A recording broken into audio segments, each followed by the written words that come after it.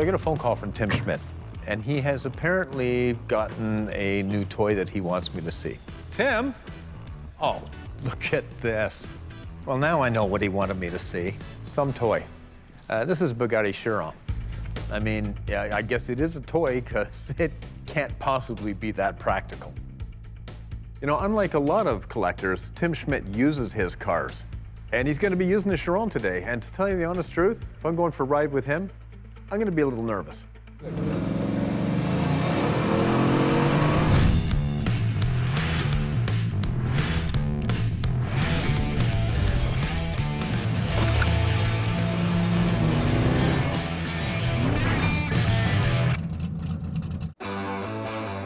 So I'm visiting Tim Schmidt again today. Tim's got a new toy, a Bugatti Chiron. I mean, that's the ultimate car ever built. You spoiled brat. Hello, sweetheart. Good. Oh. Hey? What is that? That's Wow. the newest. That was actually first one into Canada. I'm the Chiron. proud First owner Chiron. of the Chiron. Well, that's a bit of a surprise. I thought he had some like new Camaro or a Dodge or something. know, it's just- All cars are some kind of art form. There's no doubt about it. But the Chiron, you know, they knocked this one out of the park. While it absolutely is a supercar, the designers had the good sense to not take it over the top. The reason I bought it, because I got turned down for a Lamborghini. They turned me down. So I decided, you know what, I'm gonna go one above Lamborghini and I'm gonna get myself into a Bugatti. Wow, this is spectacular. You know, these cars are hand-built. They are very limited production. It goes from anywhere from about 2 million to about 4 million, depending on all the options. You know, you got a premium sound system, you've got premium seats, It's carbon fiber. exposed carbon fiber. Putting the carbon fiber option on, that was a big dollar ticket. And it brought the car up to, you know, a good chunk. It's what they call exposed carbon fiber. Which is spectacular in its own right. I mean, the car glows. You can see that patterning of the carbon fiber underneath. Well, you know, the design of this car is truer to the original Bugatti philosophy. I know that they've always put this little Right. Bugatti grille in here and everything, but this one is the first car, in my opinion, that suits that grille. The flow of the car is beautiful. The Bugatti grills on the previous Bugattis they've had always looked like it was tacked on at the end of the process. This one looks like they started with the grill and built the car back from it. You know, I love this C on it because that harkens back to the 1930s. And I didn't think it would work on these, and it does.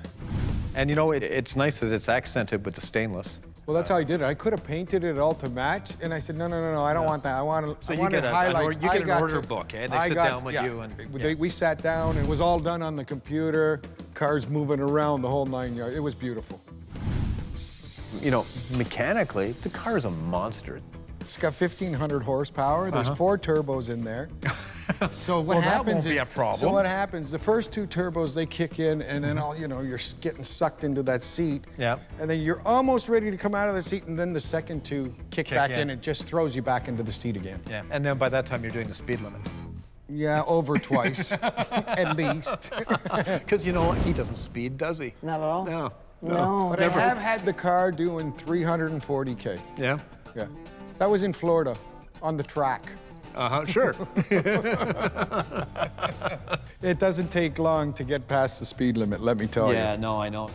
You know, what can you say about something that has this much design, this much engineering, this much art involved with it? I mean, it's an entire package, and it's some package indeed. You know what? I'm really impressed with this car. Yeah. I couldn't be happier. Yeah. Yeah, no, that's a bit of a surprise.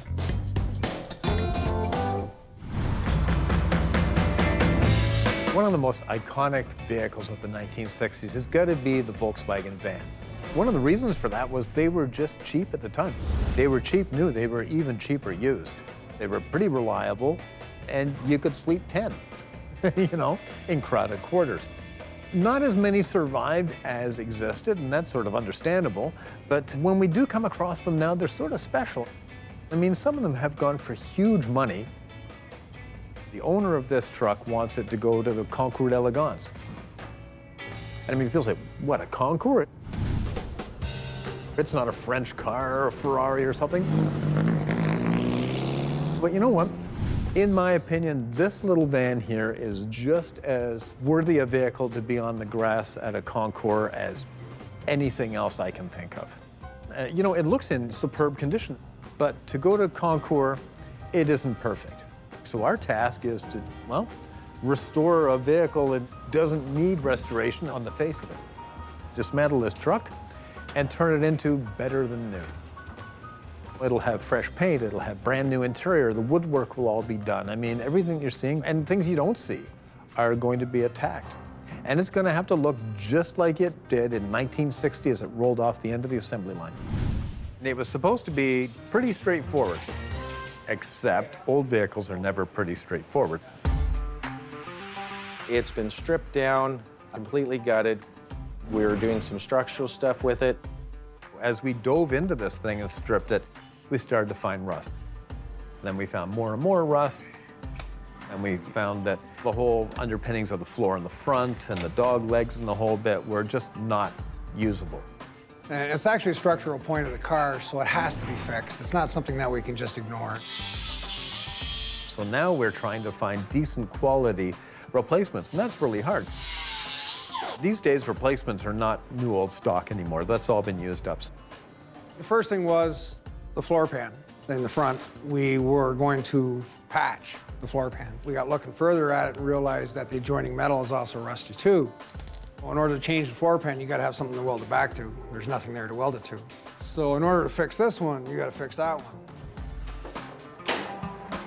The front piece that I'm doing now is a support piece in front of your car. It's actually the bumper. It's the one that's going to protect you in a collision. So rust can be really bad. It can lead to that snowball effect that takes you from something really simple to something really big. Oh, don't forget to put your seatbelt on. Oh, geez. Why do I have a bad feeling? Unfortunately, we're gonna have to call the customer back in because I don't think anybody realized how bad this is. I wasn't convinced when I first heard about the Bugatti Chiron that I was going to be that taken with it. But I mean, while you can say it is flamboyant, it's not ostentatiously flamboyant. It's just a beautiful design statement. I have another one, too. I heard a rumor that you got a new Dodge. Yeah, I got a new Dodge You have to Demon. show me that, too. Tim's got another car that, in its own right, is just as impressive as that Bugatti. You know, this Dodge Demon is an expression of absolute American muscle. It's sort of the old ways combined with modern high tech to create this fire-breathing monster. This is a one of. Nice. One of the things that I really enjoy about Tim is he doesn't just take the car and start driving it. He takes it and immediately puts it in the shop and customizes it to his own taste. So what have you altered on this? I mean, aside from the fact it doesn't say demon anywhere. That's right. Anything that was black on this car, I actually painted it all white. This car came with a black interior. You couldn't get a red interior with it. So as soon as I got the car, we stripped it right down, we painted everything red. In some cases, when people do that, they don't always get it right. But you know, Tim has this innate sense of design that turns these cars from spectacular to a pinch above. I got a thing for red and white. Yeah, well, I Because mean, when I'm inside the car and it's red, it makes me feel like the devil. But I'm surrounded by the white angels. very tastefully done, I must say. The Demon. Wow. So you did a lot of work under here as well. Yeah, I whited it out under here as well. Yeah. 840 horse. So it'll get you down the road fairly well. Yeah, no, it does. Yeah. You know, this Dodge Demon has 840 horsepower. And I mean, that seems quite inferior to the Chiron, which is like well over 1,200 horse as far as I know. But comparing the Bugatti Chiron to the Dodge Demon is apples and oranges. I mean, they both are incredibly fast. And although they do the same job, they just do it in different ways. Well, I am impressed. Okay, let's go for a ride. Seriously. Yeah. You know, I know Tim uses all his cars, but moment's hesitation when I realized that he's not talking about the Demon here. He's talking about the Chiron. Oh, don't forget to put your seatbelt on. Oh, geez. Why do I have a bad feeling? Maybe I should go and use the bathroom. So this little Volkswagen Westfalia, we've got more parts in. Everything is looking good. We can start to finish up the rust work on it. Once that's done, we can get to the heart of the matter, which is basically putting a beautiful paint job on it and then refinishing the entire wooden interior. So poor Bart, he's just finished doing all the rust work on a VW Westfalia van, Oh my God. and another German rust bucket comes in the door. You're ready? On the job, eh? Ah, yeah. That's moving.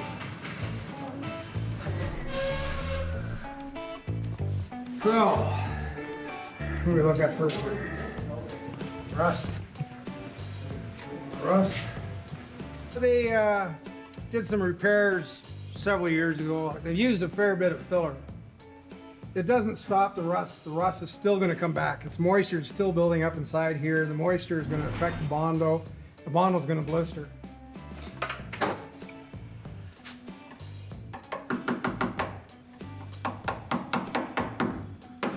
We're looking for rust holes.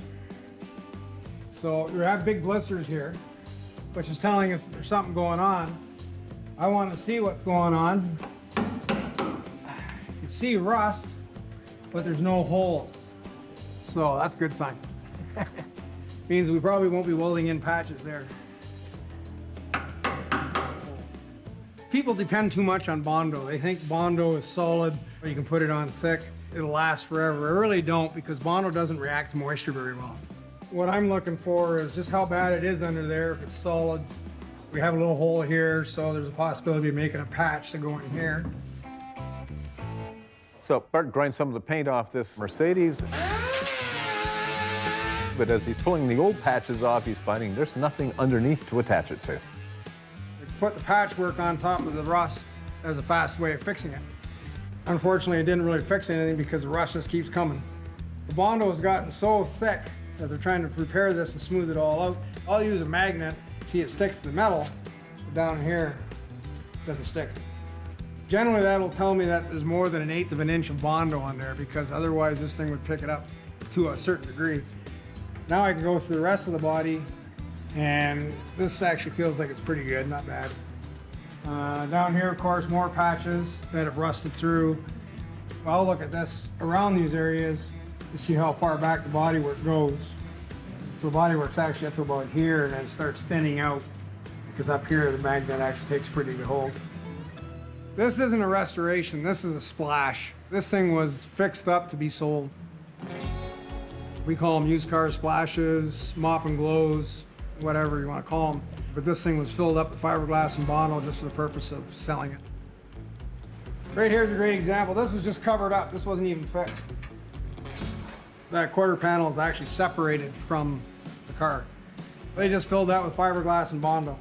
The quarter panel, because it's so separated, the patch would at least come up to about this area here and down. So this whole area would have to be replaced. And that's assuming that everything's good up here too. And it's not. When we start seeing this kind of thing, especially on one side of the truck, and there's already 1, 2, 3, 4, 5, 6, 7, 8, 9, 10 patches on one side of the truck. That's huge. That's a lot of work that's got to be done, and that's really big expense to the customer. Unfortunately, we're gonna have to call the customer back in because I don't think anybody realized how bad this is.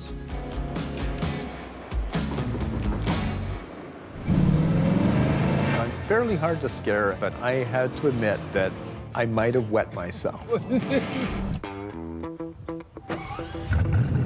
Wow, has a really nice sound when you fire it up, eh? My friend Tim Schmidt has got a Bugatti Chiron, and he asked me to go for a drive. I love that. Yeah, so do I. When it's lit up. Oh, look at that. This lights up. I had to admit to a certain apprehension.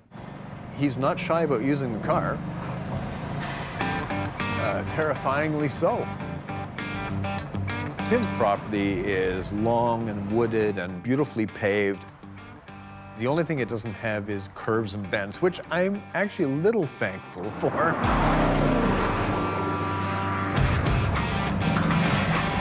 I won't say that he gave her all she got, but he must have come a little close. There was times where we got it going a little fast.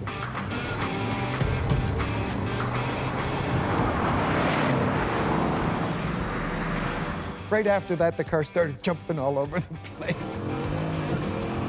On his driveway, when the car was being thrown around by the uneven surface, it was going pretty hard. He's got his hand on the holy shit rail. I'm fairly hard to scare, and I had to admit that I might have wet myself. I was actually nervous. Because, like, holy shit, does this thing move? You know, this is a nice riding car. really a lot of is. times with the supercars, when they're riding at highway speeds, they're choppy and uncomfortable.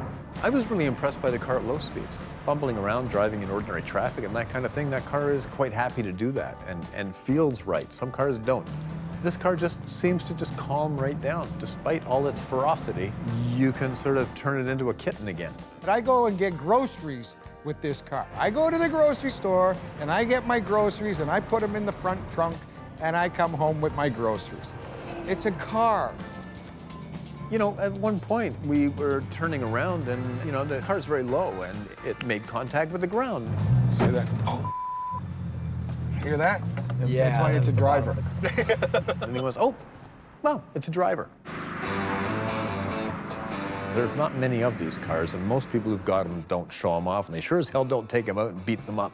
I'm gonna use the warranty as much as I possibly can before that warranty goes away. You know, I really respect that because I know so many people who spend all this money on these cars and they just put them in a corner. This is a man who is living life to the full. He buys something because he wants to enjoy it, not just look at it and dust it every now and then. Yeah, I really like this car. You're a lucky guy. Thanks. Puts a smile on my face. Yeah. And it puts a smile on a lot of other people's faces because I actually drive it. And Very, very impressive car. When I drop the hay for this, the accountant goes to me, funds are becoming low.